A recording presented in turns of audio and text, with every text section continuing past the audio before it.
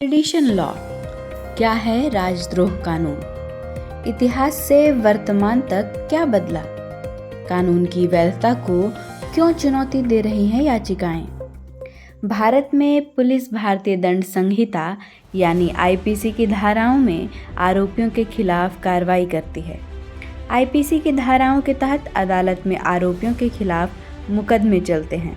तो आइए पहले जानते हैं कि आखिर आईपीसी क्या होता है।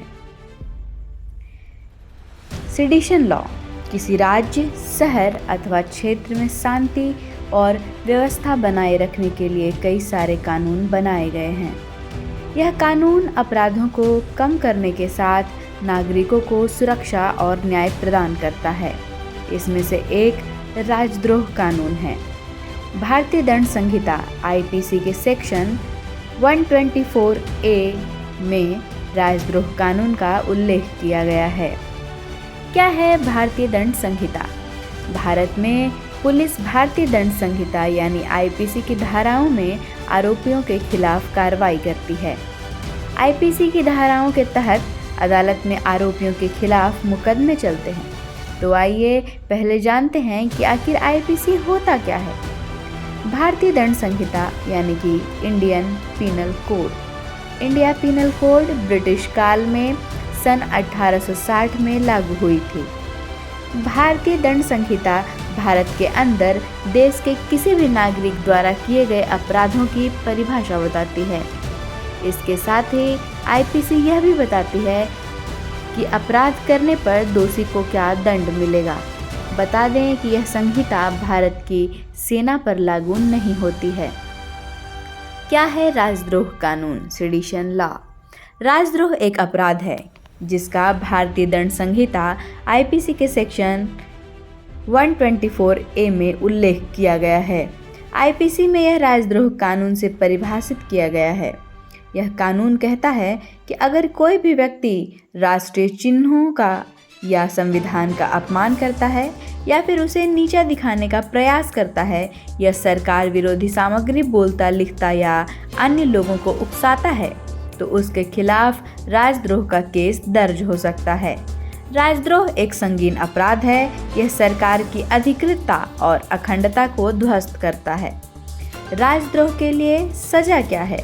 राजद्रोह एक गैर जमानती अपराध है। इस धारा का 124A के तहत सजा 3 साल तक के कारावास से लेकर आजीवन कारावास तक है। कारावास के साथ इस कानून के तहत जुर्माना भी जोड़ा जा सकता है। राजद्रोह कानून के तहत आरोपित व्यक्ति को सरकारी नौकरी से प्रतिबंधित कर दिया जाता है, यानी कि जिस पर यह धारा लगती है वह कभी भी सरकारी नौकरी नहीं कर सकता है। आरोपित व्यक्ति को आजीवन अपने पासपोर्ट के बिना रहना पड़ता है और आवश्यकता पड़ने पर हर समय अदालत में पेश होना पड़ता है। भारत में राजद्रोह कानून का इतिहास क्या है? राजद्रोह कानून पहली बार भारत में ब्रिटिश औपनिवेशिक सरकार द्वारा 1870 में भारतीय दंड संहिता की धारा 124A के रूप में पेश किया गया था। शुरुआत में राजद्रोह कानून का प्राथमिक उद्देश्य भारतीय स्वतंत्रता आंदोलन को दबाना और ब्रिटिश औपनिवेशिक शासन के खिलाफ असंतोष की किसी भी आवाज़ को चुप कराना था। इसका सबसे उल्लेखनीय मामला 1908 में बाल गंगाधर तिलक का मराठा समाचार पत्र में उनकी कथित संलिप्तता के लिए मुकदमा था, जिस पर राजद्रोह को बढ़ावा देने का आरोप लगाया गया था। इसके लिए तिलक को 6 साल के कठोर कारावास की सजा सुनाई गई थी। भारत में राजद्रोह कानून की वर्तमान स्थिति क्या है? वर्तमान स्थिति में भारतीय दंड संहिता की धारा 124A राजद्रोह को एक ऐसे कार्य के रूप में परिभाषित करती है जिसमें भारत के कानून द्वारा स्थापित सरकार के प्रति घृणा या अवमानना लाने का प्रयास करना या किसी को उकसाने का प्रयास शामिल है। राजद्रोह की सजा में आजीवन कारावास या 3 साल तक की कैद, जुर्माने के साथ या उसके बिना शामिल है। हाल के वर्षों में सरकार द्वारा आलोचकों और असहमति की आवाज़ों को चुप कराने के लिए राजद्रोह कानून का बड़े पैमाने पर इस्तेमाल किया गया है।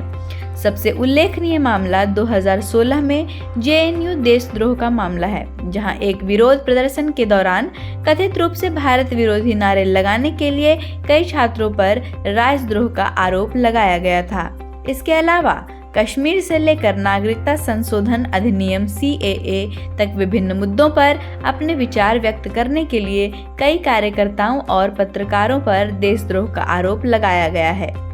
भारत में राजद्रोह कानून की आलोचना की जा रही है। भारत में संविधान में अभिव्यक्ति की स्वतंत्रता के मौलिक अधिकार के साथ असंगत होने के कारण राजद्रोह कानून की कई लोगों द्वारा आलोचना की गई है। हाल ही में इस कानून का इस्तेमाल क्रमिक सरकारों द्वारा असहमति की आवाज़ों को दबाने और बोलने की आज़ादी का गला घोंटने के लिए किया गया है। कानून के कई आलोचकों का तर्क है कि कानून बहुत व्यापक है, जो सरकार को किसी भी तरह से इसकी व्याख्या करने की अनुमति देता है। यह सरकार को राजद्रोह के रूप में किसी को भी गिरफ्तार करने और हिरासत में लेने की शक्ति देता है। बहुत अस्पष्ट और व्यक्तिपरक होने के लिए कानून की आलोचना भी की गई है, जिससे लोगों के लिए यह जानना मुश्किल हो जाता है कि किस तरह के भाषण या अभिव्यक्ति को राजद्रोह माना जा सकता है। यह मुक्त भाषण और अभिव्यक्ति पर एक भयावह प्रभाव डालता है, क्योंकि लोग देशद्रोह के आरोप के डर से खुद को सेंसर कर सकते हैं। राजद्रोह कानून की वैधता को चुनौती देने वाली याचिकाएं। इंटरनेट मीडिया सहित अन्य मंचों पर असहमति की आवाज़ को दबाने के रूप में इसका इस्तेमाल किए जाने को लेकर राजद्रोह कानून सार्वजनिक जांच के दायरे में है। वर्तमान में editors guild of India major general सेवानिवृत्त SG वोम्बटकेरे, पूर्व केंद्रीय मंत्री अरुण शौरी और people's union for civil liberties PUCL ने इस मुद्दे पर याचिकाएं दायर की हैं। राष्ट्रीय अपराध रिकॉर्ड ब्यूरो NCRB द्वारा संकलित आंकड़ों के अनुसार 2015 से 2020 के बीच राजद्रोह के 356 मामले दर्ज किए गए और अब तक 548 लोगों को गिरफ्तार किया गया है। हालांकि राजद्रोह के 7 मामलों में गिरफ्तार सिर्फ 12 लोगों को ही 6 साल की अवधि में दोषी करार दिया गया। धन्यवाद।